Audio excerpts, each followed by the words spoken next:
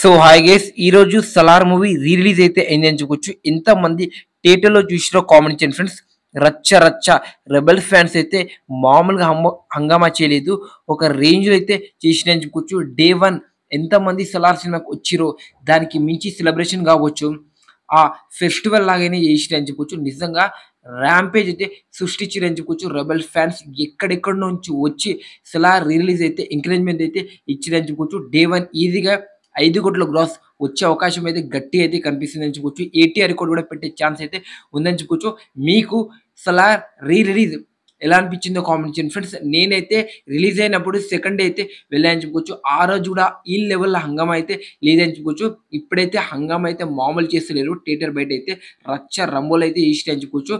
సలార్ మనకి మూవీలో ఒక స్టీల్ అయితే ఉంటుంది, అంటే ఈ స్టీల్ తనే పుట్టించిందండి. ఒక సర్కిల్‌గా ఉంటుంది, శౌర్యంగా అది సింబల్, అలాంటి సింబల్ పెట్టి మనకైతే లోపటికైతే పంపిస్తున్నారని చెప్పుకోవచ్చు. ఆ లెవెల్ అయితే రెబెల్స్ ఫ్యాన్స్ అయితే సెలబ్రేట్ అయితే సలార్ సినిమానైతే చేస్తున్నారని చెప్పుకోవచ్చు. నాకు ఈ మూవీలో ఎక్కువ నచ్చిన సీన్స్ వచ్చేసరికి కోల్‌మెన్ ఫైట్ కావచ్చు, ఇంకా కాటర్‌మై ఫైట్ కావచ్చు, క్లైమాక్స్‌లో వచ్చే ఫైట్ అస్సలకి మామూలు ఉండదు.